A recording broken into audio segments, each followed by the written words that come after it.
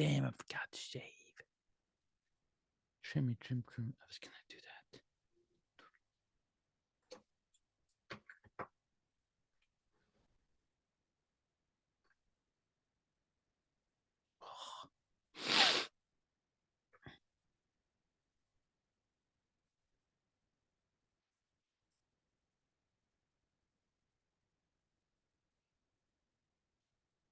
This one you need the mirroring on. Good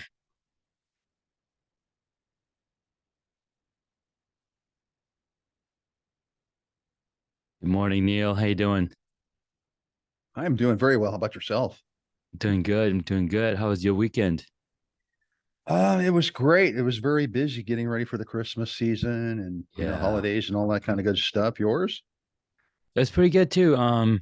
Just getting over some sickness and whatnot, but overall, not bad. Not bad at all. Yeah, I remember you were like not feeling really well the day we did our group interview thing. So Yeah, glad you're feeling better. yeah. The voice wasn't 100% back, but I think we're 80% there. Well, It's you know, not a it's good enough. not a bad percentage to have there. Yeah, No, not 80%. at all. Take that, man. I take that as a win. Absolutely, absolutely. I love it, man. All right, so let me just get my notes out. All right. Kids are home, so you've got Yeah, people running around. But luckily, yeah. my wife's taking them to see her aunt. So I'm like, all right, cool. A little quietness in the house. I uh I tell you, I worked out of the house for like years and years and years and Hmm. years. And just recently actually moved into the office. I actually work from home every now and then, but my wife's a teacher, so she's gone all day, Yeah. except for on like when she's on holiday.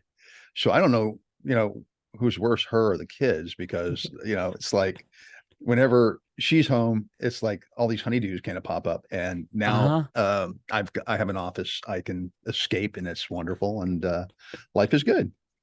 Life is good. That's so good, man. All right, so I am ready to roll. All right.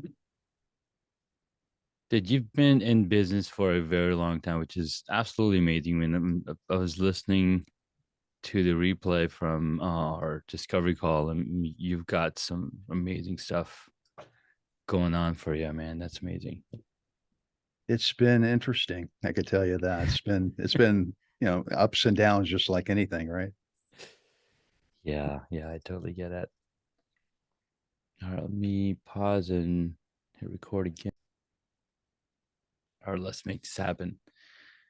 Welcome back to another episode here on Hacks and Hobbies. And today I've got Neal DiPentino here on the podcast. Neal, thanks so much for coming on to the podcast. Well, thank you for having me. It's really a pleasure to be with you today. I went over to LinkedIn and I saw that you had a little speaker icon next to your name. It's like, oh, let me see how he pronounces his name. And then you just were pronouncing your last name. I was like, okay, that makes sense. I mean, the first name is pretty common. Yeah, you'd be surprised how many people. I mean, it's really kind of a difficult name. It's not that difficult, but to some it really is. What's Mhm. really funny is when, especially like when a telemarketer calls, they'll add like two or three different letters or vowels in it that aren't even in the name. So it's pretty funny. Man, that's so fun. I mean, it would be just funny just to record those recordings of how all the different people have recorded, like said your name. Absolutely, yeah, that would You be should fun. just have a real playing on LinkedIn, like here's how not to say my name. I would love that. Absolutely. I think I'm going to do that, or maybe I'll let you do that. That's awesome. Great idea. And so cool. What I love to hear, and you've been doing what you're doing for a very long time. Most people that I'm talking to, they've either been doing it for maybe 5 years, 10 years. So what you do now, you're a business transformation coach. You help people figure out what coaching in business does. So I would just like to see if you can take us just far enough back, which will show us like the pivotal moments that shaped your path in being who you are today. Wow. So yeah, I like to tell people I'm closer to the end than I am the beginning. So I've been doing this for almost well, actually over 4 decades now, Wow. sales and marketing. And so I've worked with a number of different companies over my career, a lot of larger businesses, small businesses, mom and pops. So really, I've worked with a variety of different people.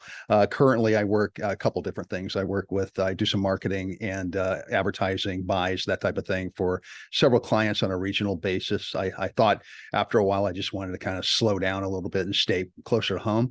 Hmm. Early before that, I was traveling so much when I'd come home, I didn't know where the light switches were, and the dog would try to bite me when I walked in the door. So I thought that was probably not a good thing. So staying closer to home was kind of fun. I also am into podcasting. It's just like you. I have a Hmm. show called Business Breakthroughs where I interview business coaches that are really a heck of a lot smarter than I am. Hmm. But my journey began, I had no plan of ever being in sales or marketing. It was never on the radar for me. I was initially, I wanted to be an architect as a kid, and I took all the classes, and that kind of fell through for me.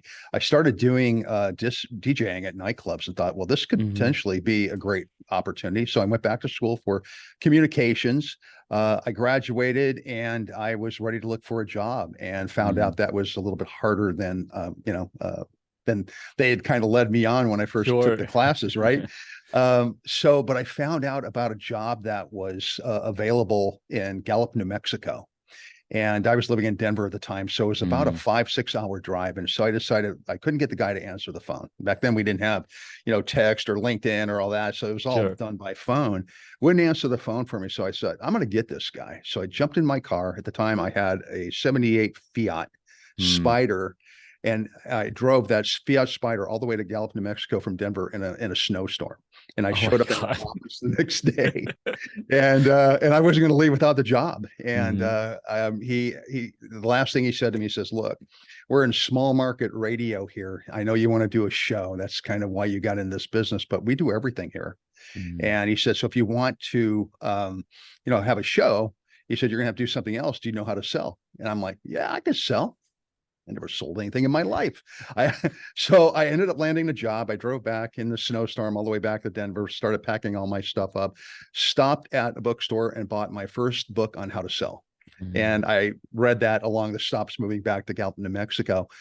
Within a very short period of time, probably about 6, 8 months, I was actually I led that department. I was the sales manager for a radio station down in Nice. New Mexico, and then I actually started doing a lot of sales with national accounts like Coca-Cola and some of the bigger names of the time. And Hmm. so that kind of launched my career, but I was still in the back of my mind, I didn't want to do it. And so I was able to, after a couple of years, I tried to get a job in Colorado Springs, kind of a Hmm. similar type scenario. I thought, well, if I'm there, I have a better chance. At the time, home video was becoming very popular, the Yeah. rentals. And I was able to land a job as a store manager at a Hmm. newly started store in Colorado Springs.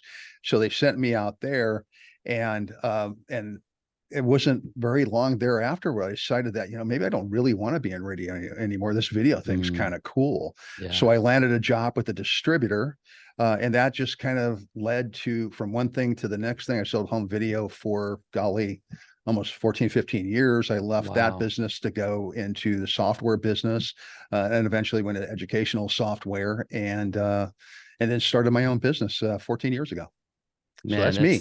that's that's really concise, really powerful, and I could see the journey, and I could see, what inspired you to go from one to the other. Because it's funny, like we live in an era right now that literally everything can be done on your smartphone, right? And we grew up in an era where none of these things could be done on one thing, right? I remember the dial-up, I remember the phone calls, the pager, like all of those things, and we grew up, so we see that technology trend growing so fast. And like I don't even know where we're going to be in the next 5 years. it's Oh it's man. moving stat fast. Hmm. So it's cool to see that you wanted to do your own show in communication, but you say, hey, I can get my shoe in the door because you have the tenacity to drive down 5 hours in a snowstorm to say, hey, I need this job, right? Because Yeah, you're absolutely. closer. you're in the space of where you would actually create a show. And that's something that people don't realize is, you want to be as close as possible in the kitchen. Like if you want food, you got to be in the kitchen to get food. You're not going to get food anywhere else. Absolutely. Absolutely. Yeah, I mean, and who knew it was going to turn into a career that would help me to feed my family and Mm-hmm. and to succeed. Now I've been in it for 4 decades, and I thought I was on my way out. I really Mm-hmm. did. It was kind of like the the Godfather movie. Just when I thought I was out, they pulled me back in, right? And so I Yeah. was very close to retiring. I thought, I'm pretty much done. And but then I Mm-hmm. started thinking about, okay, now what are you going to do? I really don't have a whole lot of hobbies. I don't golf well. I don't Mm-hmm. fish often. And and my wife is younger than me, so it's a few years before she can retire. And Mm-hmm. this opportunity with Titan Media Works kind of came about. And it was funny because I feel like I've kind of come full circle, even though I still am involved in the sales process. I get to do my own show. And it Mm-hmm. was 40 years. Literally 40 years ago that I actually sat in front of a microphone before I started this show. So, I feel like I've kind of come full circle, and it's been interesting too, because, Yeah.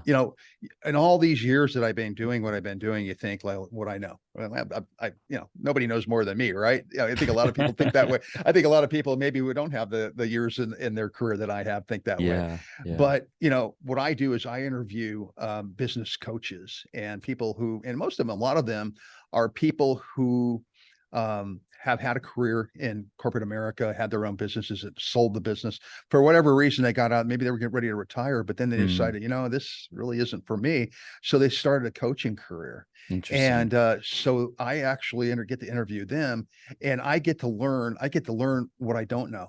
I've met some of the most interesting people on the planet, not only from a business standpoint, Yeah. but on a one-on-one standpoint. It has been a true blessing. I just love it. I absolutely love it. Man, that's really inspiring to hear because, as you've seen these people, they've left their corporate jobs and they're stepping into coaching. Talk to me about the role of coaching in business. Like what how does a good coach make a significant difference in a business scenario? Like talk to me about Oh, those. Oh man, there's like so many different ways. I mean, I interview business coaches, leadership coaches, life coaches. I mean, I actually went on Chat GPT to find out how many coaches there were, and it just kept printing out and printing out and printing out. There's just tons and tons of them, right?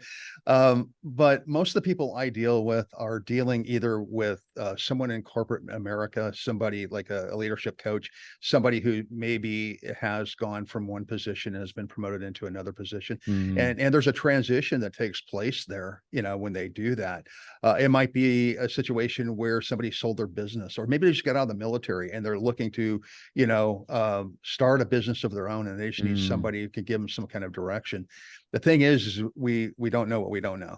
And so that's true. even I believe, and I don't know that I believe this, this time last year when we started the podcasting, Hmm. but I do believe that firmly now that everybody in business should have some kind of a coach or mentor to help them along the way, because we don't know everything. And Yeah. not only that, not only can they help us with good sound advice, but sometimes it's just, man, just having somebody that you can kind of lean on in Hmm. tough times, and celebrate with in good times. So I really truly believe that, if you're in business of any kind, whether you're at the Yeah. lower level, you're just starting, or you've been in business for a really long time, you should have some kind of a coach or find somebody who could be a mentor to you to help you along the way.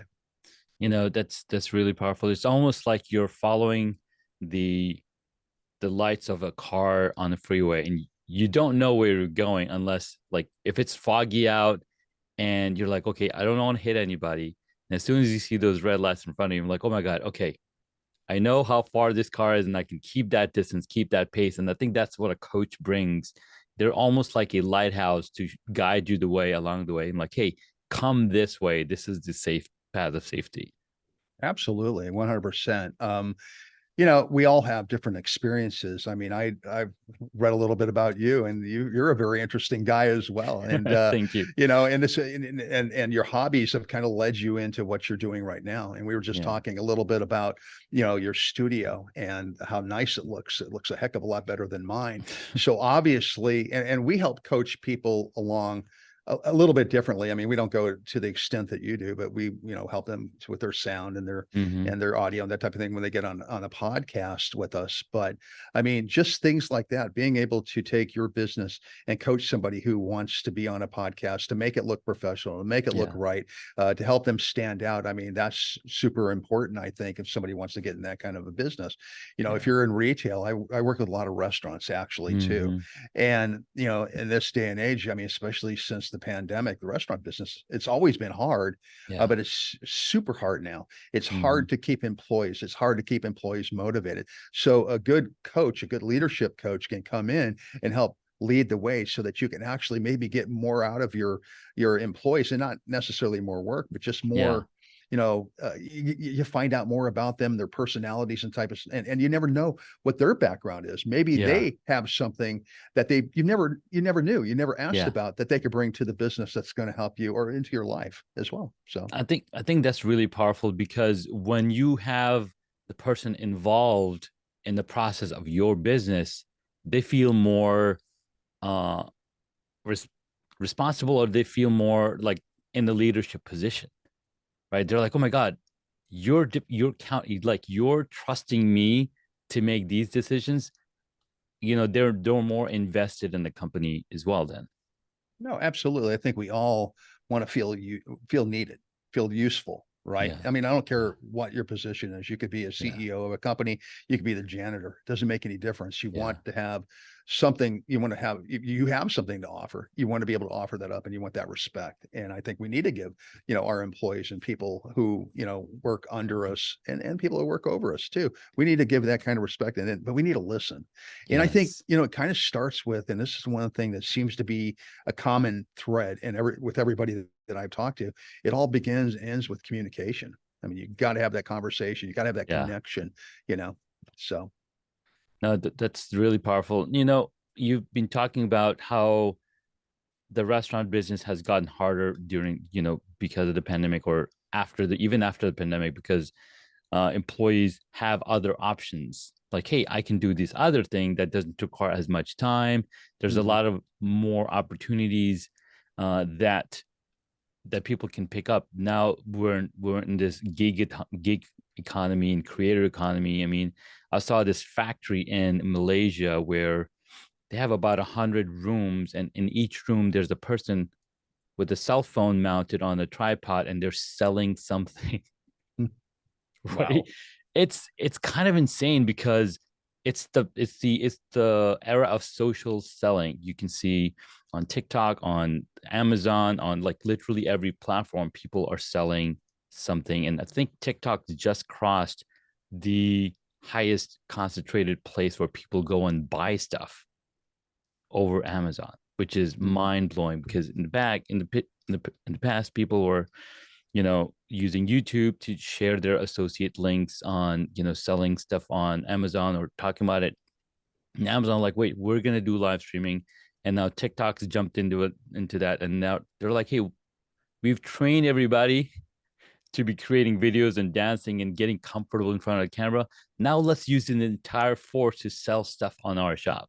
Like, it's Mhm. a it's a pretty crazy thing. So keeping people in the place, it's kind of crazy. And you mentioned that, what's some of the most pressing challenges that small businesses are facing today outside of the restaurant business that you've seen, and how can they navigate? That's an interesting question. I mean, it really is kind of unique to every business that we work with. Obviously, the employee situation is difficult, and I think you hit the nail on the head with the, more people wanting to be virtual. Mm-hmm. That's a hard problem. In our business, we do have some people who are, part-time virtual, but we require them to come into the office. We don't really like that so much, but we Mm, understand that the workforce is looking for that, so we allow a little bit of that. And the reason we don't like it is because we feel like we get a lot more energy from people when yes. we're face to face. We can have that conversation with them, we can learn more about them. when you're on not necessarily a Zoom call, but when you're doing the sales the way that you mentioned, you lose that personality. You lose, Right. you don't make that connection like you would one-on-one. So I think that tends to be a big problem. I got to tell you, I think it's probably the number one biggest problem that all businesses have is it's just Mm, trying to find and keep the right people. And the way that and because of the pandemic, I believe that that's totally changed the way that people think. More and more mhm. people think that, they want to work from home. They don't want to be in the office. I mean, in fact, they'll leave you if you make them come into Mhm. the office. I was just talking with somebody the other day and they were telling me about how they hated their job. And I'm like, what do you hate your job? I mean, it sounds like a great job. And it's like, well, they make me come in once a week. Like, really? Oh my gosh. Mhm. I remember when I first started, we had a Monday morning meetings, and I get it. Monday Yeah. morning meetings, Monday actually it lasted all day. I hated Mhm. meetings. I Yeah. still hate meetings. We sat there, and at the time we had vendors coming in. We're in the video business, so there are different studios that are selling their goods to us, and they're not really selling, but pitching it so we can go on. We're a distributor. We went on and pitched them to our clients and our customers.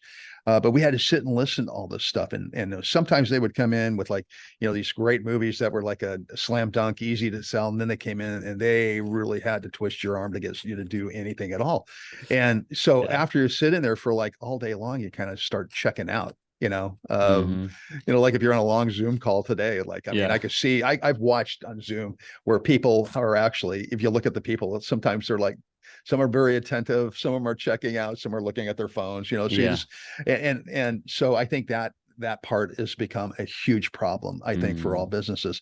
So how do we navigate through that? I don't know. That's really the challenge right now, because again, Yeah. every business is different. Every business has different goals and needs. So, but you have to be, aware that that's what the workforce community wants in this day and age, and you have to be able to accept it or figure out Yeah. ways to work around it. That's so true. And I think with the advent of technology and the new workforce that's entering in the workplace, right? The new people from high school and colleges graduating, they kind of have like they're going through a system which was designed, 150 years ago. I don't know if colleges themselves are doing any changes to train the future employees to say, hey, this is what business is. But again, as small businesses continue to evolve, I think it's all going to be going for the better because we have a lot of technologies that can enable that one-on-one connection, that one-on-one tracking of progress, and doing a better job, so to say. Yeah, I love technology. I do. But here's how I like technology. I wanted to do what it does. We have I tell this story. We my Ryan, who's our production manager, Yeah. he's like a 50-year-old techie guy. And I mean he's always into the new technology, all these new things. And I'll ask him a question, and like an hour later, after he finishes all this technical type stuff, I'll say, okay, that's great. So now can you tell me that What's the the solution? question I asked is where's the record button? That's all I asked, right?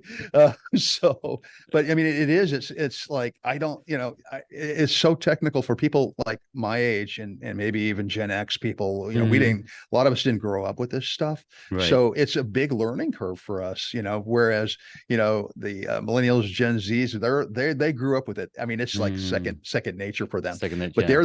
they're the up and coming workforce. So we have to consider that. Yeah. Absolutely. Let's move into another topic that I absolutely love, which is turning passion into profit. What as as you've been, you know, in this workplace or doing what you've been doing, but then finally finding the thing that you love that you like entered the whole workspace to do, what advice do you have someone to give who is passionate about an idea or a hobby and wants to turn that into a profitable business? I think you have to be passionate about what you do in order to start a business. Is that the question? If they're starting their own Yeah, business? yeah, yeah. Okay. Yeah. So you have to have some passion in order to start. Because what a lot of people don't realize, though, is that one thing that you're totally passionate about is only a small component of the business process. Hey man.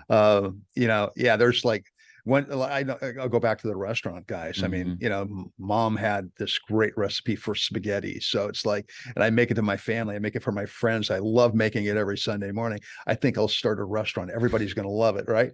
So they go out there and they start their restaurant. Then they realize that, their cost of goods are a little bit high and they're not Mm-hmm. making a profit on it because they can't make it the way that mama used to make it. Right. You got to Mm-hmm. change the recipe a little bit.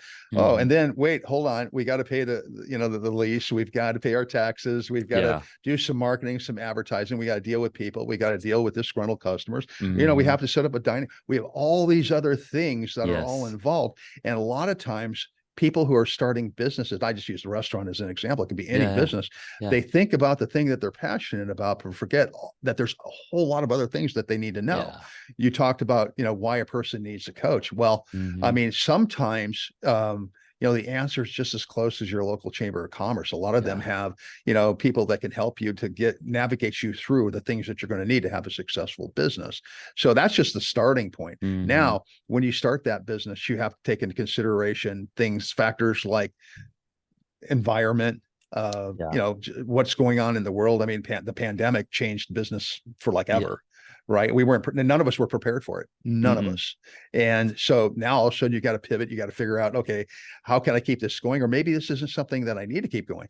I mentioned a restaurant, one of my restaurant clients, when the pandemic came about. I mean, they suffered a lot of the same problems that other people did with the supply chain. They couldn't get the food products, they couldn't get the containers and stuff like that, but Mm. they went out and they figured out how to source it. I mean, they really became guerrilla marketers in terms of trying to find the stuff they needed.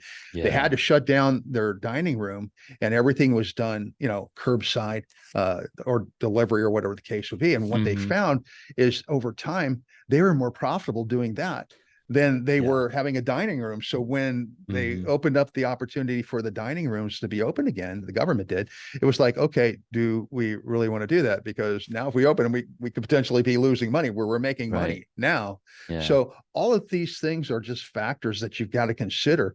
And I Mm-hmm. always I mean, people say you can overplan. And I think there's some truth to that, but I always like to plan for what uh, the goal should be, what the possibilities could be, but I also Yeah. want to try to plan as much as I can for what kind of things that are going to potentially come across that are going to disrail or derail my business. So I think Yeah. people who are passionate about the business, that's great, fantastic. Don't lose that passion, but think about all the other stuff too.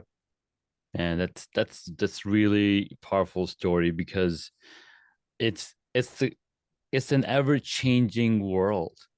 And just like change is the most constant thing you're gonna encounter, the same goes with business, right? So I think it's really that's a really great advice to keep an eye on, hey, what's changing? How can you continue to leverage the support that you have available through Chamber of Commerce, through other coaches, and there's new markets that are also popping up because of these changes, like the Uber Eats and Grubhub and DoorDash. Like all of these businesses flourish because everybody dependent on this. They were the essential workers that get to stay outside and do the work and provide, feed the many people that were staying home, trying to keep everybody safe. Yeah, absolutely. It's amazing, the things that we have today that we didn't have, a while back. Yeah. I was talking to when everybody in our office is younger than me, everyone.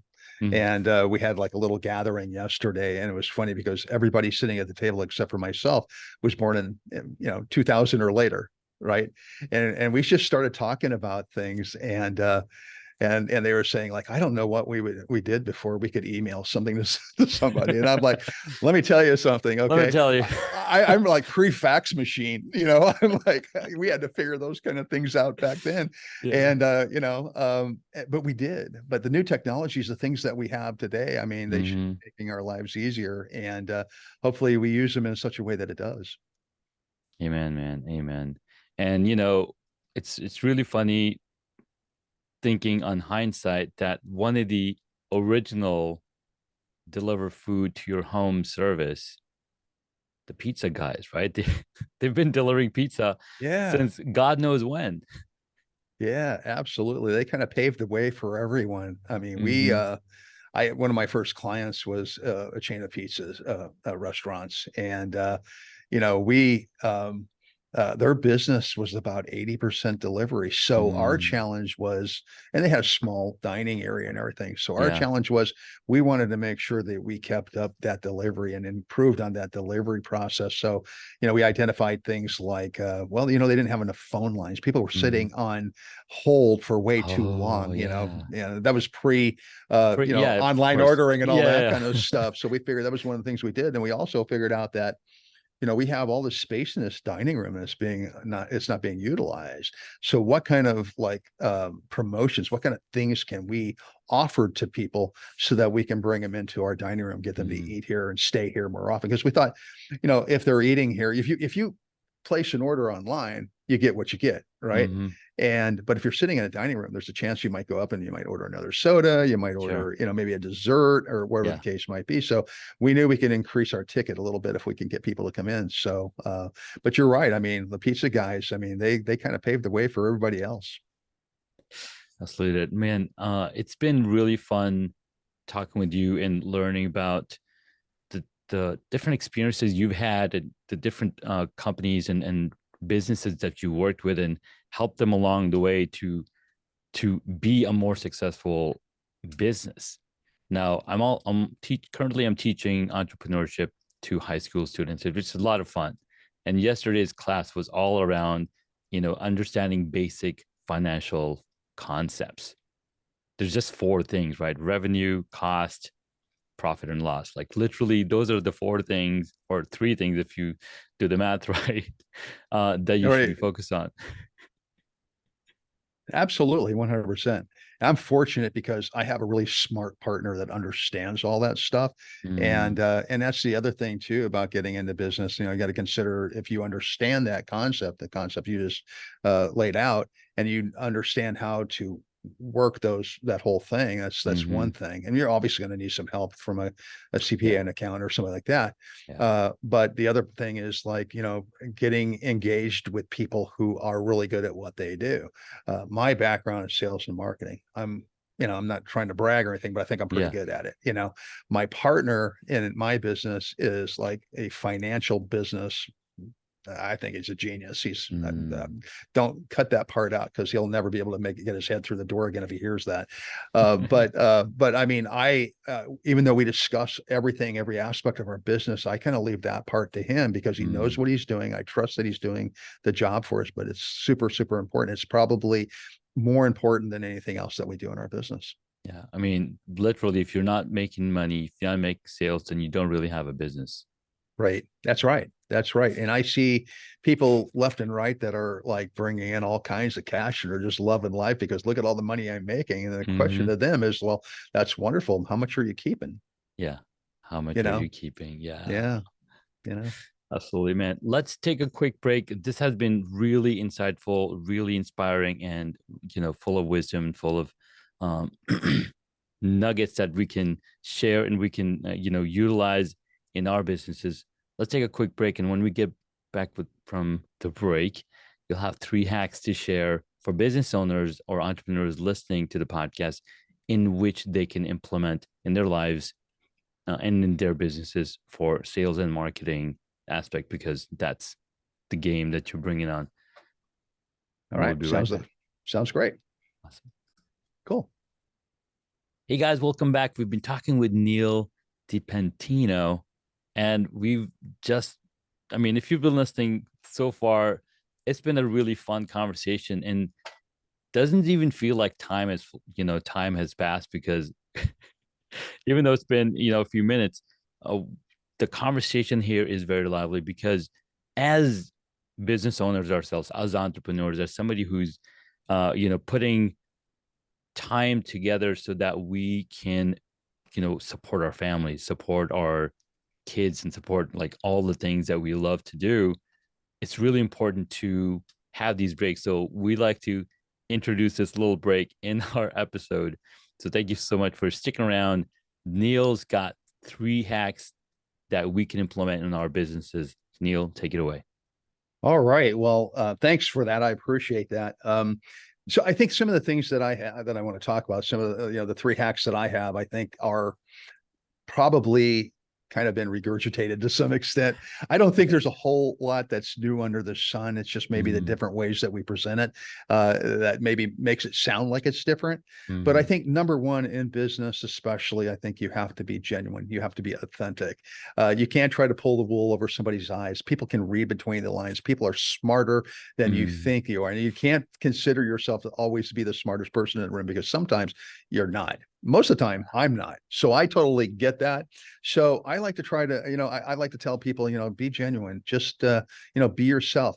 On my shows, for instance, I'll make mistakes. My guests will make mistakes.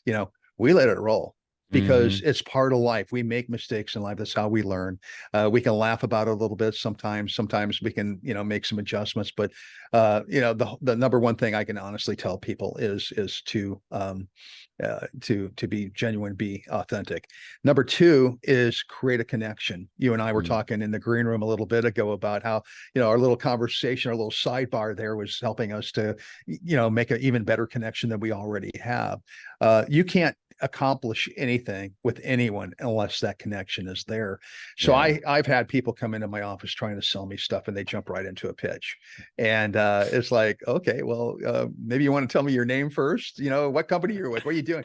I like to know what people are all about. So trying to make that connection is really important. When early on, when I would do sales calls, walking into somebody's office, I would kind of scour the room a little bit and kind of see, what kind of decor they had. Maybe that kind of tell me a little bit about type of person they were. Mm. Maybe there's pictures of their family, their kids. Maybe they went on a ski trip or something like that. I ski. There's a connector right there. So, Yeah. there's things that, if you can make that connection, you can accomplish a lot more. Well, you can accomplish anything. You're not going to accomplish anything without it. Yeah. And then the last thing I would say is, make sure that you are good at communicating. We've talked a little bit about, my age and the people that we're working with, now the younger generations and everything. Believe me, when I was 21, 22 years old, I didn't communicate with people who are my age very well either. And I think back on that, and I think that, when I first started in radio, I walked in thinking that, hey, who I am, right? I'm going to do a morning show. I'm like hot stuff, right? But there were so many people there that had such great careers that could offer up so much information to me, but I didn't make the connection with them, and I didn't Mm. communicate with them or let them communicate back to me. So, being able to communicate with people and understanding, how to communicate with them. You don't have that same kind of communication between a Gen Z and a baby boomer or even a Mhm. Gen X that you would between two Gen Zs, two Gen Yeah. Xs, two baby boomers. We all are a little bit different, man, woman. I mean, we all, there all these different things. We're all different in different ways. So we have to understand, who our audience is, who the person we're trying to communicate with is, and understand how they receive information and try to communicate with them in that manner. Man, I love those hacks. Be authentic, make that connection, and be good at communicating. One thing that really stood out as you're talking about the different generations, and we've seen this happen, and you'll probably pick that up really quickly. Um, a lot of people growing up maybe 20 years ago were into the Pokemon cards. Now my kid, who's 13, he's into Pokemon cards. Now, if I had gotten into, we have that built-in connection. Now, luckily, I love building Lego bricks, so have that connection with my kids through building Lego bricks because we can talk this common language, and I think that's how you're building that better connection and be good at communicating when you have that common language and common verbiage and common terminology. Then you get to understand. What's funniest thing ever was 3 years ago, my son saw his cousin building a computer, or he has a computer and he's talking about all these things, and then he comes and tells me about this. I'm like, oh, that's really cool, son. And him not realizing that I've been building computers from a very young age for work, so I know like everything that goes inside a computer. And when I shared that, I'm like, oh wow, really, you did that? And then so it's really fun to see that he's coming at it that age and understanding the different, how technology work and how cars are, and then like he'll be pointing at cars like right now when on the road. So having that common language and common verbiage, I think is really important, and I think that's what you're talking about here in making that connection and be good at communicating. Absolutely. I've got I have 5 kids, 6 grandkids. I probably communicate better with my grandkids than I do with my Yes. kids. I mean, it was a different dynamic back when Mm, I was a young parent than it is now. But I yeah. can honestly see, I agree with everything that you're saying. It was funny because my oldest grandson's really into Fortnite. And so he's Hmm. playing Fortnite and everything. And he didn't know this, but I was actually at a lake with some other friends, and a while before, a couple of weeks before I saw my grandson. Hmm. And one of the kids that was there was telling me about this guy named Ninja who does, these these videos on how to play Fortnite. And I guess the Yeah. guy makes millions of dollars with these Yeah. videos and stuff like that. So I'm sitting with my grandson. I said, well, so what are you playing? And he said, I'm playing Fortnite. I said, oh yeah, man, that's a great game. He goes, you play the game? I said, yeah, absolutely. I play the game. I follow Ninja. He goes, you know Ninja? And I'm like, I had no idea who the guy was, but it was connected. Made that connection, Yeah. and Yeah. we were able to laugh. And then he showed me how to play Fortnite. So we played Fortnite Mm. together a little bit. It was That's so fun. much fun, man. I Yeah. love it. I love it. Dude, this has been so much fun. I love all the conversation we had, the connections we made, the wisdom that you shared with us on the podcast. You have a really amazing podcast, Business Breakthrough Podcast, and I would invite others listening to the podcast to check out that one and check out the conversation that you have with the amazing guests that you're bringing on, because we're constantly in the learning space. And I think you would agree to this more than other people that I've mentioned this. But the older we get, the less we know. Well, it seems that way anyway. Yeah, But man. it's either that or we never shut up about what we do know. So one of the Probably, two. Yeah, probably. yeah. All right, let's jump into the last segment of the show, rapid fire questions. Number Oh, one, what is the one hobby that you wish you got into? man, I gotta tell you, I was thinking about that. It'd have to be either hang gliding or Hmm. something that has to do with heights. And the reason for that is I am terrified of heights. And Mm. I was watching a Big Bang Theory with Sheldon. He said, "I'm not afraid of heights. I'm afraid of falling." And that's kind of me, you know. So I actually had an experience in a small aircraft one time that. And I was fine up until this experience. It was a bad Mm. experience, and from that point on, I was even afraid to fly for years. Wow. And Wow. but then I kind of overcame that fear. But I still, even watching a movie, like when you're looking down into a canyon or from a Sure. tall building, it gives Mhm. me the heebie-jeebies. I mean, I just like I would love to have been able to do, or maybe I still will at some Mhm. point in time. I mean, George Bush Senior, Mhm. actually, I think he uh, went out of an airplane. He did skydiving like at 90 or Wow. something. So if he can do it, I can Holy do it, right? smokes. Yeah. That's amazing. And the fear of heights is very real, because the same thing happens with my wife. Her hands will start to sweat. Like as soon as we see something like that, I'm like, oh my God, what's going on? It's like, fear of heights. Next up, what did you want to be when you were a child? It's really weird. Like kids want to be firemen, policemen. I want to be an architect. I wanted to Mm, build things. And I actually took all the classes. I was in drafting. I was in architectural drawing. I actually won some awards in high school for nice. some of my drawings and everything. And then it became time to go to college and everything. I actually was offered an apprenticeship with Mm, an architect locally, but I was a pretty cocky kid back then. I thought I knew everything in the world, and I thought, well, why would I want to be, do drawings for him when he's going to go out and sure. make money on it, and I'm not going to make anything? Not realizing that the process for being an architect, at least at the time, 4 years of college, I believe it was another 2 years of architectural school, and I believe, if I'm not mistaken, it was 6 or 8 years of apprenticeship. Oh, And I'm like, wow. I can't wait that long. I've got to Sure. do. I mean, I got to do. I can't. I'm just a very impatient person, so Mm, I kind of pushed that aside. But through the years, I've actually, built things and designed things for myself, not for others. But nice. I think I still kind of play around with it a little bit. But I wish, to some extent, I wish I'd have continued in that direction. But here No, we are, right? no, absolutely. I mean, think it's in our nature to build stuff and build something that you can be proud of, and that's one of the reasons why IKEA has a huge followership, because as you're going through this process of building something, you now, even though it's a product that's cheaper than all the other things that you can buy at the same price, it's the connection that you build in that journey that you had to go through building this thing. So Hmm. it's really powerful. All right, next up, what is your favorite movie or TV show? Um, it's with movies, it's really hard because I've watched so many movies being in that business over the years. Sure. At the time, Field of Dreams comes to mind. It was one of my favorite dreams, and I still, if I watch it today, I'll tear up at the end when he plays catch with his. Mm. Oh, hope I didn't like. If you haven't seen it, don't listen. Put your play. But at the end, I still tear up. But recently, I've been going back probably in the last year and watching the old episodes of Friends, and I Mm. can't tell you why, other than they make me laugh. And after dealing with everything else that I've dealt with in business during the day, and Yeah. trying the traffic going home, and the news, everything that's going on in the world and everything, I just need Yeah. a laugh, and Great. they provide a lot of laughs for me. So I love that show.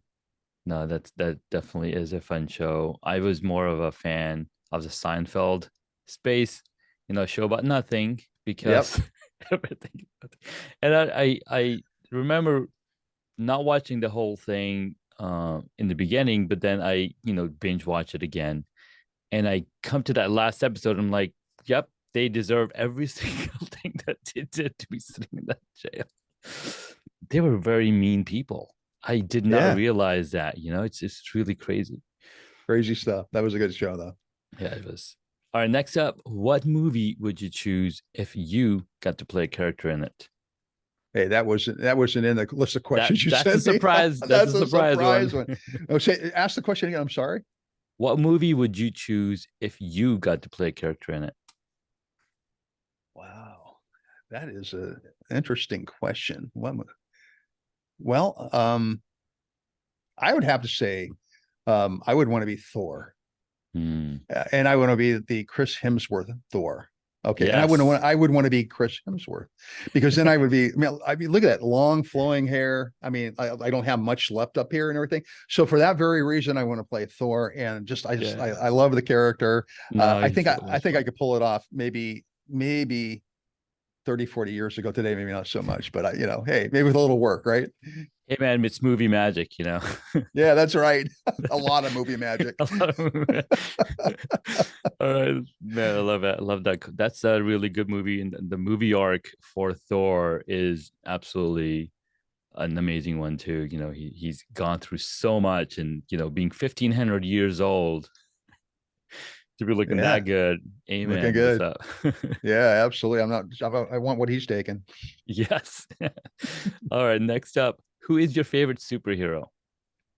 Wow. So I looked at that question, and I could go back and say Thor because I love the Hmm. Marvel comics and everything, but I Yeah. would have to say I have several superheroes in my life. Hmm. My wife, my children, my Amen. grandchildren, my I have a great son-in-law, two great daughter-in-laws. Mm. I have several nieces and nephews, and to me, they're all superheroes to me. Amen. My three favorite words are Dad, Papa, and Uncle Neil. Those are my three favorite words, or four favorite words, I should say.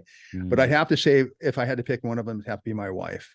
My wife is a teacher. She's an educator. She's worked with special needs children for Mm. over 18 years. She's now Amazing. an interventionist. She works with second and third graders to help them, read better, do math better, that type of thing. And I think that anyone who is a teacher is Hmm. an incredible person. You have to be an incredible person. You're not getting paid anything. You Yeah. do it for the love. You talked about passion earlier. That is a very passionate job, Amen. and very, the only reward they really get is through, the things they do with the children that they work with. So I think anybody is a teacher, I think is a superhero, my wife especially. So. Absolutely, man. That's so well and such full of wisdom. Thank you so much for sharing, man. I really Mhm. appreciate that. Last question. This was another surprise one. Oh no. If you were a board game, what would it be? My gosh, where do you come up with these questions? If I were a board game, Wow. Wow. Well, I would have to say, okay, I know this one. Okay, it'd have to be Scrabble. Okay, Scrabble. Scrabble. Two reasons. We have this board on our wall, Hmm. and I found it in some like a secondhand store, Hmm. and it's like all magnetic. And so my wife and I have been playing the same Scrabble game now for about 6 months. We're Oh about my ready to God. finish it. So every time we walk down the hall and we see that one of us has made a move, then the next one, will make their move. But I picked Scrabble for this reason. Sometimes I feel like everything that I'm doing is a big old scrabbled mess, Mm. but through a lot of hard work, perseverance, stick to itiveness, a lot of help from other people, we can take that scrabble up, gobbled up mess and put it into something that's useful and wonderful. Dude, I love that so much. I'm gonna have to go find this oversized wall Scrabble game because I love it so much. In fact, I've been wanting to put a big whiteboard in our hallway so that we can list out, hey, these are the tasks that my different kids have to do. We kind of like do a check mark and stuff like that. But I think this would be another level. Although I have a 1 year old, so he might pull off those tiles. So it'd have to be high enough, but I think that's a really awesome game, and I love the answer. Thanks. Well, fantastic. Good. Yeah, absolutely. Yeah, I All highly right, man. recommend you get it. It's a lot of fun. It's a really again, all about connections. Great way to connect. Yes, yes, absolutely. All right, man. Where can superpreneurs listening to this episode find you? Well, a couple different places. You can find me at Neal, Neal, at Titan Media Works. That's Works spelled WORX .com. Neal at TitanMediaWorks.com. And I'm very active on LinkedIn. Just reach out to me, message me on LinkedIn. I'd love to talk with you. Awesome, man. Thank you so much again for your time, for your energy, for the wisdom and the insights that you've shared with listeners here on the podcast, and especially me, because I've learned so much that I definitely needed this. So thank you so much again, and I'll catch you in the next episode. Thank you.